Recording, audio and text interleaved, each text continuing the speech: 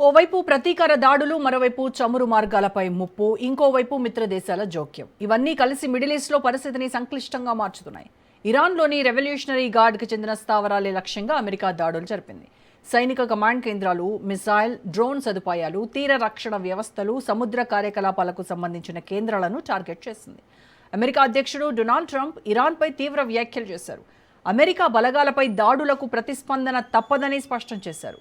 ఇప్పుడు కొట్టే వంతు తమదే అంటూ సంకేతాలు ఇచ్చారు.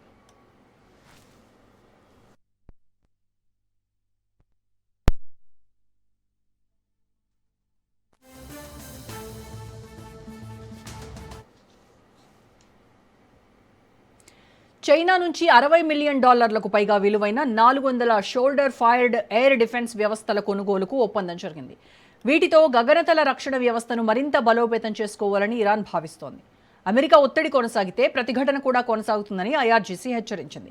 ప్రపంచ చమురు రవాణాకు కీలకమైన హార్మోజ్ జలసంధి మరోసారి యుద్ధ కేంద్రంగా మారింది. ఈ మార్గంలో ప్రయాణించే నౌకలపై ఇరాన్ ఆంక్షలు విధించడం, అనుమతి లేని మార్గాల్లో వెళ్లే ట్యాంకర్లను అడ్డుకుంటామని హెచ్చరించడం ఉద్రిక్తతలకు కారణమైంది.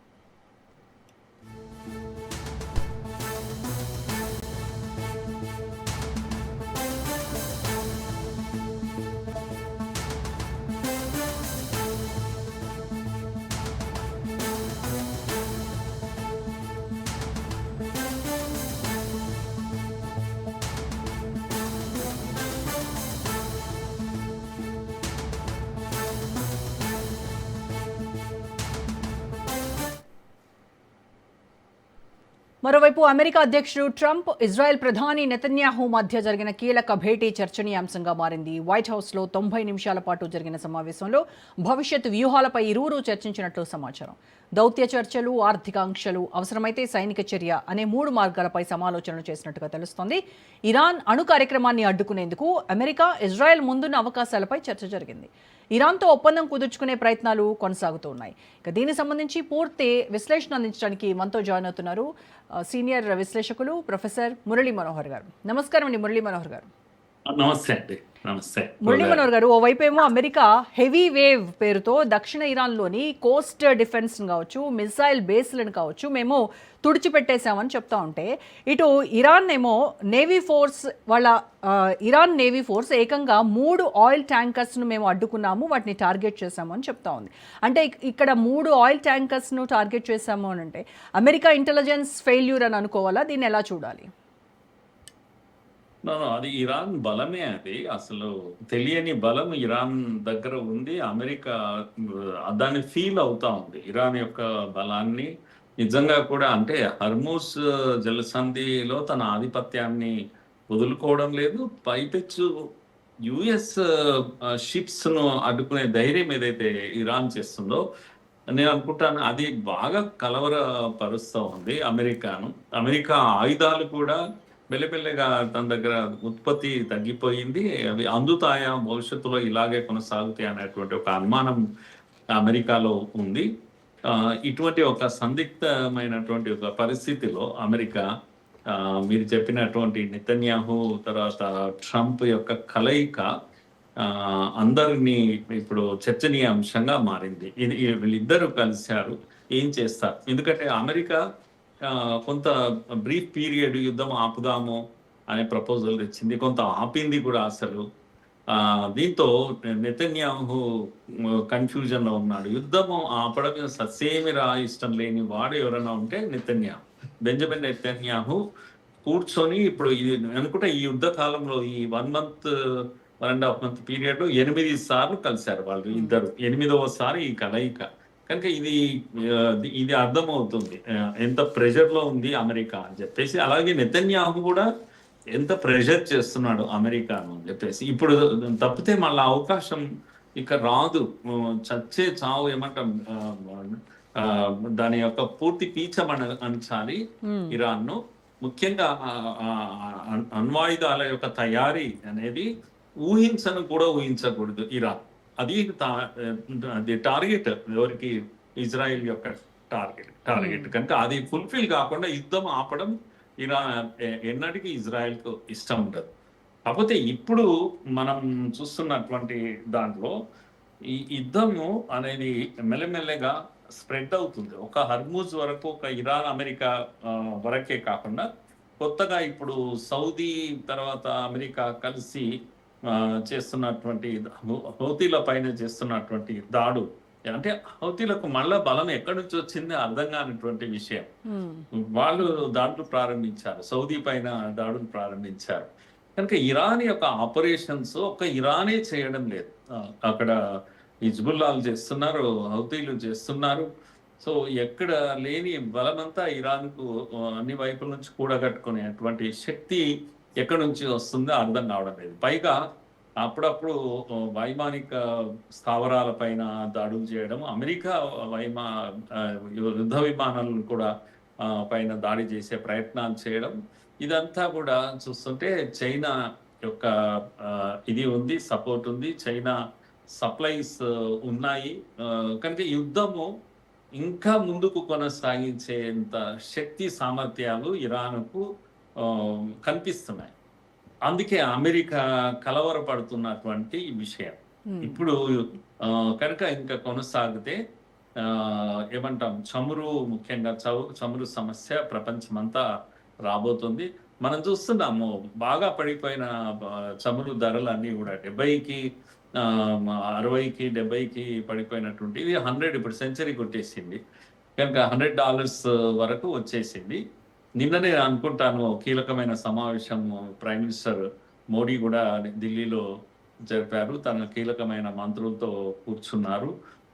ఫారిన్ మినిస్టర్ కానీ, పెట్రోలియం మంత్రి కానీ, వీళ్ళందరూ కూర్చున్నారంటే మళ్ళీ ఇక్కడ ఆయిల్ ధరలు ఏమవుతాయనేటువంటిది చర్చ మన దేశం అంతా కూడా జరుగుతుంది. ఎందుకంటే మనం ఇంతవరకు ఎన్ని ఒడిదుడుకులు ఉన్నా తట్టుకొని నిలబడ్డాం. ఇప్పుడు ఏమవుతుంది అనేది మనల్ని కూడా కలవరపరుస్తున్నటువంటి విషయం అమ్మా. సార్, మీరు అన్నట్టుగా ఈ యుద్ధము మిడిల్ ఈస్ట్ నుంచి మెడిటేరియనియన్ సీ వరకు కూడా పాకింది అని అంటే ఇది జస్ట్ ఒక మిలిటరీ వార్ఫేర్గా మాత్రమే మనం చూడాలంటారా, లేదంటే కంప్లీట్గా గ్లోబల్ ట్రేడ్ రూట్స్ అంతన్ని కూడా దెబ్బతీసేటువంటి ఒక సైబర్ డిస్ట్రప్టివ్ గేమ్గా చూడాలా? గ్లోబల్ ట్రేడ్ ను డిస్టర్బ్ చేసేటువంటి యుద్ధమే ఇది. డిస్టర్బ్ చేస్తూ ఉంది, సప్లై చైన్ ను డిస్టర్బ్ చేసేటువంటి యుద్ధం వైపు పరిణామాలు మనకు కనిపిస్తున్నాయి. కనుక అందుకే కదా ఇప్పుడు మనము ఆలోచించాల్సిన సమయం వచ్చేసింది. It is no more a war between Iran and America. Already Israel Lebanon ఒకవైపు జరుగుతూనే ఉంది, ఇంకోవైపు ఇది జరుగుతుంది. అన్నిటికన్నా వరి ఏంటంటే మీరు అన్నట్టు సముద్ర మార్గాలను అన్నిటి కూడా, చమురు మార్గాలు ముఖ్యంగా, చమురు మార్గాలన్నీ కూడా క్లిష్టమైనటువంటి పరిస్థితుల్లో ఇది చేస్తున్నాయి. మిత్ర దేశాలు ఒక్కొక్కటే దీంట్లో కష్టాల పాలవుతున్నటువంటి పరిస్థితి కనబడుతూ ఉంది. IRGC స్థావరాల పైన అమెరికా ఈ మధ్య కాలంలో భారీ దాడులే చేసింది. కనుక IRGC కూడా సీరియస్ ప్రకటనలు చేస్తూ ఉంది. ఏం చేస్తుందో మనకు తెలియదు, ఎప్పుడు ఏం చేస్తుందో తెలియదు. ఎందుకంటే మిసైల్స్ ఇంకా ఉన్నాయి, డ్రోన్స్ ఇంకా ఉన్నాయి IRGC దగ్గర. కనుక రక్షణ వ్యవస్థలు ఇంకా బాగానే ఉన్నాయి. కనుక ఒకసారి ఏదైనా పెద్ద తిరుగుబాటు ఏదైనా జరుగుతుంది అన్నటువంటిది అంతర్జాతీయంగా కూడా చర్చ జరుగుతూ ఉంది. సో అంటే దేర్ ఈస్ ఎక్కడ కూడా నియర్ ఫ్యూచర్ లో ఒక సంధి ఏదన్నా కుదురుతుంది, ఆగుతుంది. ఈ రోజే ఇంకొక ప్రకటన కూడా వచ్చింది. గతంలో చేసుకున్న ఒప్పందాల్లో 18 పాయింట్ ఫార్ములా ఏదైతే చర్చలకు తీసుకొచ్చారో అందులో 5th పాయింట్ డిస్టర్బ్ చేసింది. హర్ముజ్ జలసంధి ఎవరి ఆధీనంలో ఉంటుంది ఏంది అనే దాన్ని అది వైలేట్ చేసింది. ఇరాన్ అమెరికా కోపం వచ్చింది, చర్చల మధ్యలో ఆగిపోయాయి. కనుక ఈ 18 పాయింట్ డిస్కషన్ ఇవి ఏవైతే ఉన్నాయో రాజీ పడడానికి ఉన్న అవకాశాలను దాన్ని రద్దు చేసేసింది ఈరోజు ఇరాన్. మాకేం సంబంధం లేదు అంటే అర్థమైందంటే స్క్వేర్ 1కి వచ్చేసింది మళ్ళా డిస్కషన్ అంతా కూడా. ఇప్పుడు టేబుల్ పైకి మళ్ళీ ఏం తీసుకురావాలి, ఎజెండానే మారిపోతుంది. ఉన్న ఎజెండాను ఇరాన్ స్వయంగా ప్రకటించేసింది. అమెరికా ఒక్కసారి కంగు తిన్నది, ఇరాన్ ఇంత ధైర్యంగా ఈ ప్రకటన చేయడం. అంటే నియర్ ఫ్యూచర్ లో టాక్స్ కి అవకాశం లేకుండా చేసింది ఇరాన్కి ఈ ధైర్యం ఎక్కడి నుంచి వస్తుంది ఎవరికి అర్థం కానటువంటి విషయం. ట్రంప్ ఒత్తిడికి గురవుతున్నాడమ్మా ఇప్పుడు. Exactly sir. మీరు ఈ ఇరాన్ చూసినట్లయితే యుద్ధం స్టార్ట్ అయినప్పుడు కనుక చూస్తే ఏదో ఒక 2-3 రోజుల్లో అయిపోతుంది, ఇరాన్ మొత్తం తుడిచిపెట్టేస్తాము మన దగ్గర ఉన్నటువంటి ఆయుధాలతో అనేసి అమెరికా, ఇజ్రాయెల్ కూడా అనుకున్నాయి. కానీ ఊహించిన రీతిలో ఇరాన్ తన దగ్గర ఉన్నటువంటి ఒక లిమిటెడ్ ఆర్మీ ఫోర్సెస్తోనే ఈ రోజు వరకు కూడా ఎక్కడ వెనక్కి అడుగు వేయకుండా వాళ్ళని తలపడతా ఉన్నటువంటి పరిస్థితి చూస్తూ ఉన్నాం. అంటే ఇరాన్కి ఒక పక్క తన స్వతహాగా అంత కెపాసిటీ లేకపోయినా కూడా ఇటు రష్యా, చైనా సపోర్ట్ మాత్రం చాలా సపోర్ట్ చేస్తూ ఉన్నాయి ఆ రెండు దేశాలు. అయితే ఈ యుద్ధం కొనసాగడం అనేది చైనాకి ఎంత ఇంపార్టెంట్ అంటారు? చైనాకు అంటే యుద్ధం ఆగిపోవడం ఎవరికైనా మేలు చేస్తుంది. కానీ చైనాకు ఉన్న గొప్ప బలం ఏంటి అంటే ఇంకొక 1.5 years 2 years వరకు కూడా చమురు ఏ దేశం నుంచి కొనకపోయినా చైనా నిలకడగా ఉండగలుగుతుంది. ఎందుకంటే $40, $50 చీప్ రేటుతో రష్యా నుంచి, వెనెజులా నుంచి ఎప్పుడెప్పుడో కలెక్షన్ చేసి పెట్టుకున్నది చైనా. కనుక నిండా రిజర్వ్స్ ఉన్నాయి, ఆల్ రిజర్వ్స్ ఉన్నాయి. కనుక తొణకకుండా కూర్చున్నది చైనా. కానీ యుద్ధం ఎక్కువ కాలం కొనసాగడం ఎవరికి ఇంట్రెస్ట్ ఉంటుంది, చైనా ఇంట్రెస్ట్ కూడా లేదు. కానీ బలహీనపరచాలి అమెరికా అనే కోరిక చైనాకి ఎప్పుడూ ఉంటుంది. అందుకే ఆయుధాలు, రకరకాల ఆయుధాలను, బలమైన ఆయుధాలను, ముఖ్యంగా యుద్ధ విమానాలపైన దాడి చేసే ఆయుధాలు ఇరాన్ దగ్గర లేవు అసలు. అవి ఎక్కడి నుంచి వస్తున్నాయంటే చైనా నుంచే వస్తాయి, ఇంకా వేరే మార్గమే లేదు. ఇవి చూశాకనే J D Vance and general Caine, chief of army staff, వీళ్ళిద్దరు ఒక రహస్య సమావేశం మొన్న శుక్రవారం జరిగింది, ఒక ఇంటర్నల్ సమావేశం. కనుక వీళ్ళంతా లెక్కలేసి ఏమని చెప్తున్నారా, అమెరికా దగ్గర మిసైల్ అన్ని ఖర్చు అయిపోయినాయి కనుక ఇప్పుడు 8-9 years నుంచి ఏవైతే ప్రొడ్యూస్ చేసామో అవన్నీ కూడా ఖర్చు అయిపోయినాయి. ఈ 13 రోజుల్లోనే మరిన్ని ఎక్కువగా ఖర్చు అయిపోయినాయి. యుద్ధాన్ని మనం ఎక్కువ కాలం కొనసాగలేము అనేటువంటి రిపోర్ట్ ట్రంప్ ముందర పెట్టారు అని బయటికి వస్తున్నటువంటి విషయం. కనుక ఇది బాగా అమెరికాను ఒత్తిడికి గురి చేస్తా ఉంది. అది ఇది చూసి నేను అనుకుంటాను నెతన్యాహు పరిగెత్తుకుంటూ వచ్చారు. ఎందుకంటే పొరపాటున ట్రంప్ ఏదైనా సడన్ నిర్ణయం తీసుకుంటే కష్టం అనేటువంటి విషయం. కానీ ఇరాన్ లో కూడా చాలా మటుకు చాలా ఇవేంటివి దెబ్బతిన్నాయి, ఇంటర్నెట్ కేబుల్స్ బాగా దెబ్బతిన్నాయి. కనుక ఈ ఒక ఇరానే కాదు, ఈ వెస్ట్ ఏషియన్ కంట్రీస్, సౌదీ, తర్వాత ఖతార్, ఇవన్నీ దేశాల్లో కూడా చాలా రకాల ఏమంటారు బలహీనపడ్డాయి. ఈ దేశాలన్నీ కూడా అసలు ఫ్రస్ట్రేషన్ లో ఉన్నాయి. ఒక రకంగా రేపో మాపో ఒక ఒత్తిడి ఈ గల్ఫ్ దేశాల నుంచి అమెరికా పైకి వస్తుంది అనేది వినబడుతున్న వార్త. ముఖ్యంగా జేడి వ్యాన్స్ కలెక్ట్ చేసిన వార్త ఏంటి అంటే వీళ్ళందరూ కలిసి అమెరికాను రిక్వెస్ట్ చేస్తారు, అయ్యా యుద్ధం ఆపండి, ఇంకా చాలు, మేము ఇరాన్తో మాట్లాడుకుంటాం అనేటువంటి ఒక పరిస్థితి, ఒక డిస్కషన్, ఇంటర్నల్ టాక్ మొదలైంది అని. అదే కనుక వస్తే అమెరికా ఫెయిల్ అయిపోతుంది. కనుక అది మరింత కష్టమైనటువంటి విషయం. అక్టోబర్లో ఇజ్రాయెల్లో ఎన్నికలు ఉన్నాయి, నవంబర్లో అమెరికాలో మధ్యంతర ఎన్నికలు ఉన్నాయి. ఇద్దరు చేస్తారు, నెతన్యాహు దిక్కుండదు, తర్వాత ట్రంప్ కు దిక్కుండదు. సో ఇవి వెనకాల ఉన్నటువంటి జరుగుతున్నటువంటి విషయం. ఎందుకు సార్ అంటే ప్రపంచ దేశాలనే గడగడలాడిస్తాడు తన శాంక్షన్స్తో కావచ్చు, తన ఆంక్షలతో కావచ్చు. పెద్దన్న హోదాలో ఉన్నటువంటి అమెరికా అధ్యక్షుడు డొనాల్డ్ ట్రంప్ ఎందుకు ఇరాన్ విషయంలో వెనకడుగు వేస్తూ ఉంటాడు, కాస్త ఆలోచించి అడుగులు వేస్తూ ఉంటాడు, ఒత్తిడికి లోనవుతూ ఉంటాడు? ఏం జరుగుతుందంటారు? అది మనకు అర్థం కాని విషయము. ఎందుకు ఆ ఎనర్జీ సరిపోవడం లేదు అనేది. ఎందుకంటే ఆయన చేసిన పొరపాటంతా కూడా హర్ముజ్ జలసంధి కొత్త సమస్యగా ఆయుధంగా తయారు చేసి పెట్టాడు. ఆ ఒత్తిడిలో ఉన్నాడు ఇప్పుడు. సో అందుకే తానే అక్కడికి వెళ్ళి కూర్చున్నాడు కానీ ఒక స్థావరం, ఒక కొత్త ప్లేస్లో తనకు దిక్కు మొక్కు లేదు, అక్కడ ఎటువంటి ఇది లేదు.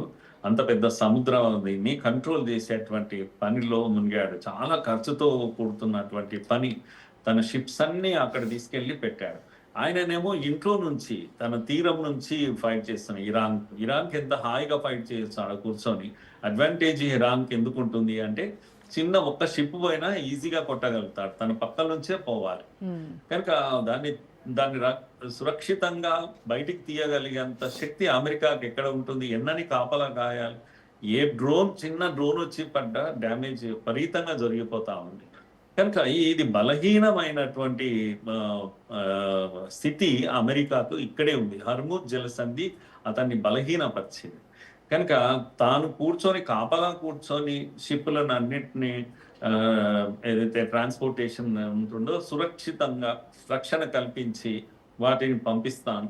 మొదట్లో మీరు తలపడ్డ విషయం గుర్తుంది, నేను డబ్బులు కలెక్ట్ చేస్తాను, ఒక్కొక్క షిప్ ఇంత ఇవ్వాలి అనేసరికి తిరుగుబాటు వచ్చింది. అసలు ఈ సమస్య ఎందుకు క్రియేట్ చేశావు, మమ్మల్ని ఎందుకు చంపుతున్నావు అనేటువంటి పరిస్థితి అన్ని దేశాల నుంచి వచ్చింది. తర్వాత డ్రాప్ చేసుకున్నాడు.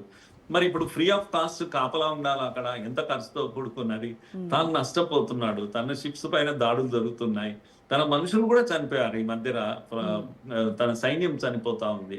సో ఇది ఒక అర్థం కానటువంటి పరిస్థితి, ఇది కొత్త సమస్య, ఆయన కొని తెచ్చుకున్నటువంటి సమస్య నేను అనుకుంటా.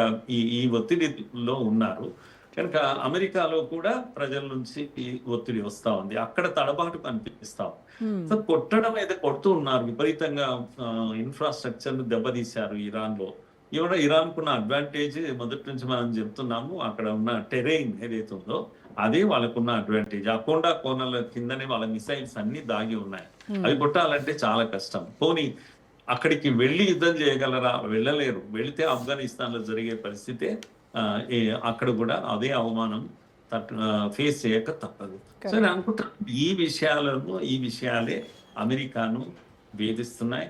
అటు తన మిత్ర దేశాలను కాపాడుకోలేకపోతున్నాడు, తనను తాను కాపాడుకోలేకపోతున్నాడు, యుద్ధాన్ని పూర్తిగా డెస్ట్రాయ్ చేయలేకపోతున్నాడు ఇరాన్. సో ఇది ఆయన ఎదుర్కొంటున్నటువంటి సమస్య, నాకు అనిపిస్తున్న విషయం ఇది. సార్ ఇంకొకటి, వైట్ హౌస్ లో ట్రంప్ నెతన్యాహు మధ్య జరిగినటువంటి ఆ 90 నిమిషాల సీక్రెట్ మీటింగ్ బయట మనం చూడడానికి మాత్రం అది చాలా ఒక నార్మల్ మీటింగ్ లా కనిపిస్తున్నప్పటికీ కూడాను తెర వెనక మాత్రం ఏదో గట్టిగానే డిసైడ్ అయ్యారు. మోస్ట్లీ చాలా మందికి అనుమానం ఏంటంటే ఇరాన్ న్యూక్లియర్ రియాక్టర్స్ పై ప్రీఎంప్టివ్ స్ట్రైక్స్ చేయడానికి ట్రంప్ గ్రీన్ సిగ్నల్ ఇచ్చేశారా అనేటువంటి డౌట్స్ అయితే వస్తున్నాయి. ఎస్, అందుకే దీన్ని ఏమంటున్నారంటే ఓ రకంగా ఫైనల్ అటాక్ గా చెప్తా ఉన్నారు ఇరాన్ పైన. ఇది ఫైనల్ గేమ్ అని చెప్పేసి ఇద్దరి టాక్స్ దేనికోసము అంటే ఈ ఫైనల్ గా యుద్ధం క్లోజ్ దీంతో అనేటువంటి ఒక వ్యూహ రచన ఇక్కడ జరిగింది అని ఇద్దరి మధ్య. మరి అది ఏంటి, ఎలా ఉంటుంది, ఈ దాడి ఎలా ఉంటుంది, ఇరాన్ దీన్ని తట్టుకుంటుందా లేదా అని మనం ఎదురు చూడాల్సిన. ఇంకో అదర్ సైడ్ ఏం చెప్తున్నారు అని అంటే ఈ నెతన్యాహు డిమాండ్లకు అమెరికా మొండి చేయి చూపించింది, అది కూడా చాలా మంది డౌట్స్ ఎక్స్ప్రెస్ చేస్తున్నారు. Either this or that. అయితే ఒక్కటి చరిత్ర ఏం చెప్తుందమ్మా అంటే ఈ యూదులు ఇజ్రాయిలీస్ ఎవరైతే ఉన్నారో అమెరికా పైన వాళ్ళ దేశం లేకపోవచ్చు కానీ అమెరికా పైన అంత కంట్రోల్ ఉంది. వాళ్ళ లాబియింగ్ గ్రూప్స్ ఏవైతున్నాయో వాటికి అంత పవర్ ఉంటుంది. అందుకని అమెరికా ఏ రోజు కూడా మీరు చూసారు ఈ మధ్య ఓపెన్ గానే గొడవ పడ్డట్టు ట్రంప్ తిట్టడము ఇలాంటివి, మీ యుద్ధం చేసుకుంటే చేసుకోపోండి అని నెతన్యాహు చెప్పడం, సరే నువ్వు ఆపేసుకో మేము చేస్తామని చెప్పి ఇలాంటివన్నీ బయటికి కనపడ్డా కూడా చివరి ఎక్కడికి వచ్చారు మళ్ళా అంటే మళ్ళా ఒకే దగ్గరికి వచ్చారు. ఇది ఇజ్రాయెల్ యొక్క పవర్ అది.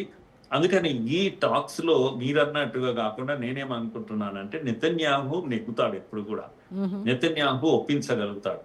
కనుక ఎట్లయితే ఖమేనీ పైన యుద్ధం ప్రకటించినప్పుడు ఆ పేరుకు అమెరికా కొట్టింది కానీ కొట్టించింది ఎవరు అంటే నెతన్యాహు కొట్టించాడు. ఎందుకంటే ఎక్కడ ఉన్నాడు ఖమేనీ ఏది అని మొత్తం డీటెయిల్స్ అన్ని ఇచ్చింది ఇజ్రాయెల్ ఇచ్చింది, కొట్టింది అమెరికా కొట్టింది. 40 మంది ఆర్మీ ఆఫీసర్స్ ను కొట్టేశారు ఒకే దెబ్బ. దాంతోనే కదా యుద్ధం మొదలైంది ఫిబ్రవరి 28 రోజు. అందుకని ఎలా మొదలు పెట్టిందో అలా అంతం చేయడం కూడా నెతన్యాహుకి చెల్లు, లేకపోతే ఇజ్రాయెల్కే చెల్లు. కనుక ఫైనల్ కమాండ్ ఫైనల్ ఇది మాట ఎవరిది ప్రివేల్ అవుతుంది అంటే ఇజ్రాయెల్ది ప్రివేల్ అవుతుంది అనేది నాకు ఎందుకో గట్టి నమ్మకం అది. కనుక ఈ ఫైనల్ అసాల్ట్ కొరకు ప్లానింగ్ జరిగి ఉంటుంది. అని ఆపరేషన్ ఎలా ఉంటుంది మనం ఇప్పుడే చెప్పలేమమ్మా. దాని ఫలితాలు ఎలా ఉంటాయని మాత్రం మనం వెండితెర పైన చూడాల్సిందేమో అని అనుకుంటున్నాను. ఓకే. సార్ అయితే ఇరాక్‌లో ఇరాన్ అనుకూల మిలీషియాలపై అమెరికాతో కలిసి సౌదీ అరేబియా ఒక జాయింట్ ఆపరేషన్‌ని లాంచ్ చేసింది. అంటే దశాబ్దాలుగా న్యూట్రాలిటీ మెయింటైన్ చేస్తూ వచ్చినటువంటి రియాద్ ఇప్పుడు సడన్‌గా తన స్టాండ్ మార్చుకొని టెహ్రాన్‌పై డైరెక్ట్‌గా వార్‌ఫేర్‌లోకి దిగింది అంటే ఈ గల్ఫ్ పాలిటిక్స్‌లో అసలు బ్యాక్ ఛానల్ డీల్స్‌లో ఏం జరగబోతున్నాయంటారు? నేను అనుకుంటాను ఇరాక్‌లో ఉన్నటువంటి ఈ యొక్క మిలీషియా గ్రూప్స్, ఏదైతే ఇరాన్ యొక్క మిలీషియా గ్రూప్స్ అంతటా స్ప్రెడ్ అయి ఉన్నాయి. ఏదైతే హమాస్, హౌతీలు అని అంటామో అలాంటి మిలీషియా గ్రూప్స్ ఇరాక్‌లో కూడా ఉన్నాయి. ఇంకా అనేక దేశాల్లో ఉన్నాయి. నేను అన్నది అందుకొరకే. ఇరాన్ బలము ఇరాన్‌లోనే లేదు. అన్నీ ఎక్కడెక్కడో స్ప్రెడ్ అయి ఉంది. అందుకే ఈ దాడి జరిగింది. ఇరాక్ పైన కూడా ఈ దాడి జరిగింది. కనుక అమెరికా రియలైజ్ అవుతుంది అని అనుకుంటున్నాను. ఇరాన్ ఎక్కడెక్కడ కొట్టాలి, ఇంకా ఎన్ని ప్లేస్లు ఉన్నాయి కొట్టడానికి. దెర్ ఈస్ నో ఎండ్ అసలు. దీనికి ఎక్కడ అన్న ఎండ్ ఉందా అంటే లేదు, మనం చెప్పలేము.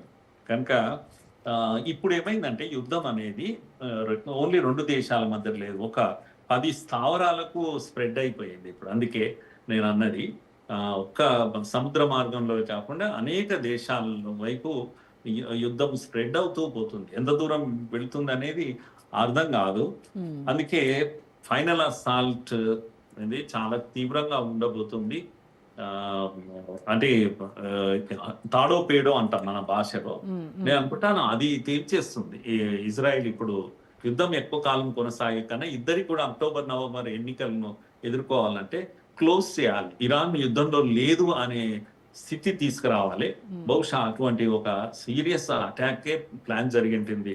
ఈ 90 నిమిషాల కలయిక నేను అనుకుంటున్నాను యుద్ధాన్ని పూర్తి చేసే కలయికగా నేను చూస్తున్నాను అమ్మాయి. ఇది ఆ 2 దేశాలకు సంబంధించినటువంటి వాళ్ళ మిడ్ టర్మ్ ఎలక్షన్స్కో లేకపోతే ఇజ్రాయెల్లో జరిగే ఎలక్షన్స్కు మాత్రమే కాకుండా ప్రపంచ దేశాలు కూడా చాలా ఇంపాక్ట్ అవుతున్నాయి. ఎకనామిక్గా గ్రోత్ ఆగిపోతుంది. అంటే ప్రపంచ దేశాల్లో 5వ వంతు రవాణా అవుతుంది హార్మోజ్ జలసంధి, చమురు రవాణా. అలాంటిది అది బ్లాక్ చేసేయడం వల్ల, ఐ మీన్ ఇరాన్ గుప్పెట్లోకి తీసుకోవడం వల్ల, వాళ్ళ శాంక్షన్స్ వల్ల ఇప్పుడు మనలాంటి డెవలపింగ్ కంట్రీస్ ఏవైతే ఉన్నాయో చాలా ఎకనామిక్గా చాలా ఇంపాక్ట్ పడట్లేదా సార్? ఇప్పుడు చూస్తే క్రూడ్ ఆయిల్ ఆల్మోస్ట్ సెంచరీ దాటింది. ఎస్, చాలా ఇప్పటికే మనం 3-4 నెలలుగా ప్రపంచం అంతా అతలాకుతలం అయిపోతా ఉంది. అందుకే అంటున్నాను, ఒత్తిడి అనేక దేశాల ఒత్తిడి ఉంది ఇప్పుడు అమెరికా పైన. నెతన్యాహు పైన కూడా ఈ ఒత్తిడి ఉంది. వాళ్ళ ఇంటర్నల్ గా కూడా వాళ్ళకు ఒత్తిడి ఉంది. సో ఆ ఒత్తిడి మధ్యలో ఉన్నారు అందరు కూడా. ఇరాన్ కూడా ఒత్తిడిలో ఉంది. ఇరాన్కి ఏమి హ్యాపీగా ఏం లేదు. వాళ్ళ ప్రజలు ఇప్పటికే వాళ్ళ యుద్ధం మొదలు కాకముందే వాళ్ళ పరిస్థితి, ఆర్థిక స్థితి బాగా లేదు. కనుక వాళ్ళ నాయకులు అందరినీ కోల్పోయారు. దిక్కుదోచని ఒక స్థితి ఇరాన్ లో కూడా ఉంది. వాళ్ళేమి బలంగా మాట్లాడినంత మాత్రాన బలంగా ఉన్నారని మాత్రం కాదండి. కాకపోతే వాళ్ళకు కూడా యుద్ధం ఆగాలి, ఎప్పుడో ఒకసారి ఆగాలి. ఇప్పుడు జరుగుతున్న లేటెస్ట్ ఇదేంటి అంటే ఈ మిత్ర దేశాలు, సౌదీ ఉన్న మిత్ర దేశాలు అన్ని కూడా కుంగి కృషించిపోతా ఉన్నాయి. లాస్ట్కి ఏంటంటే వాళ్ళ యొక్క వాటర్ శాలినేషన్ ప్రాజెక్ట్స్ ఏవైతున్నాయో, అంటే సముద్ర వాటర్ను తాగునీటుగా మార్చుకునే ప్లాంట్స్ ఉన్నాయి. ఈసారి ఆ ప్లాంట్స్ పైన దాడి చేసింది ఇరాన్. ప్లస్ ఒక పెట్రోలియం ఇవి ప్రాడక్ట్స్ డ్రిల్లింగ్ సెంటర్స్ మీద దాడి చేస్తుంది. అంటే ఒక 1 year వరకు వీళ్ళు డ్రిల్ చేయలేరు, వాటిని అమ్ముకోలేరు.